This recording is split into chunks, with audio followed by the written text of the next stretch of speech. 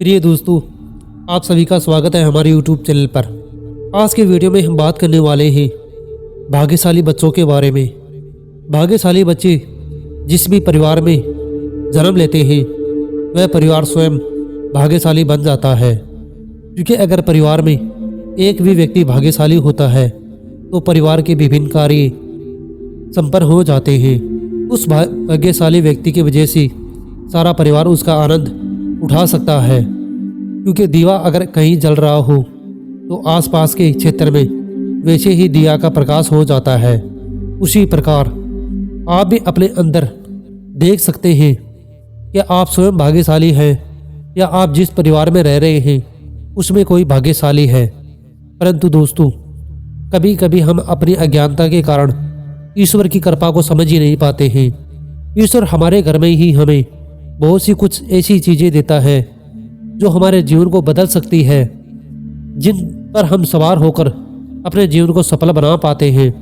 परंतु अज्ञानता के बस में हम कभी ईश्वर की कृपा को जान ही नहीं पाते हैं और उन चीज़ों से हम चूक जाते हैं जो हमारे लिए बहुत ही ज़रूरी होती हैं।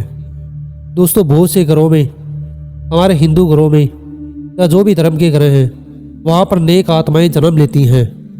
वो पूरे परिवार का कल्याण भी करती हैं। दोस्तों, तो इन्हीं बच्चों को पहचाना हमारे जीवन का उद्देश्य होता है, क्योंकि इनसे हम पहचान कर अपने जीवन को उनके साथ आत्मसात कर कर अपने जीवन को सफल कर लेते हैं। परंतु मनुष्य अज्ञानता में भूल ही जाता है कि उसके जीवन का उद्देश्य क्या है, क्या उन्हें करना है, क्यों वह दुखों से पार जा सकता है और कौन से अज्ञानता के कारण ही वह केवल दुखों में उलझ जाता है। दोस्तों, इस वीडियो में हम पूरी तरीके से जानने वाले हैं। अगर आप हमारे YouTube चैनल पर नए हैं तो YouTube चैनल को जरूर सब्सक्राइब कर लें, जिससे आप हमारे आगे आने वाले वीडियो भी आसानी से देख सकें और बहुत से जीवन के रहस्य अपने जीवन में पता लगा सकें और अपने जीवन को सफल बना सकें। तो दोस्तों, हम शुरुआत करते हैं कि हमारे परिवार में बहुत से सदस्य अलग अलग स्वभाव के होते हैं। कुछ सदस्यों के गुण एक समान भी होते हैं और कुछ गुण भिन्न भिन्न भी होते हैं, और परिवार के द्वारा एक संतुलन बनाकर रखा जाता है। किस व्यक्ति की बातों को कितना पालना की जानी चाहिए, उतना एक दूसरे का सब ख्याल रखते हैं।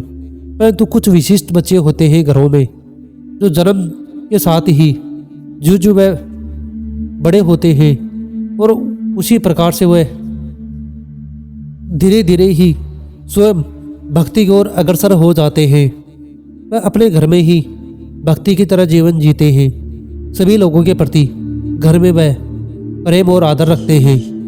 इसलिए हमें ऐसे बच्चों पर ध्यान देना चाहिए कि हमारे घर के सदस्य के द्वारा ऐसा कौन सा व्यक्ति है जो धर्म में रुचि रखता है, धर्म का ज्ञान सीखने की इच्छा रखता है, क्योंकि वह व्यक्ति, उसकी विचारधारा आपके पूरे परिवार को कई प्रकार के हानिकारक दुष्परिणामों से बचा सकती है।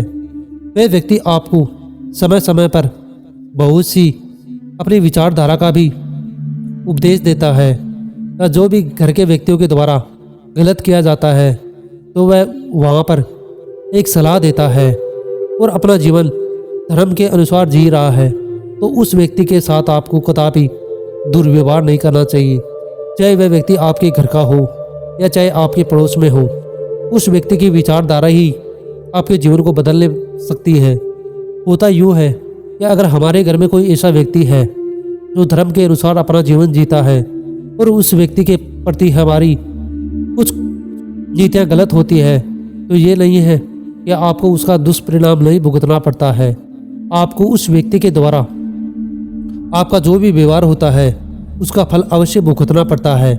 इसलिए बहुत से लोग केवल अपने ही परिवार के सदस्य के प्रति किए गए दुर्व्यवहार का बहुत ही दुष्परिणाम भुगतते हैं, क्योंकि ऐसे व्यक्ति को जब क्रोध आता है और क्रोध में वह व्यक्ति कुछ अपने ही परिवार के सदस्य के प्रति कुछ बोल देता है, तो उस बोले गए को ईश्वर सत्य कर देते हैं और आपको अपने जीवन में कई कठिनाइयों का सामना करना पड़ता है।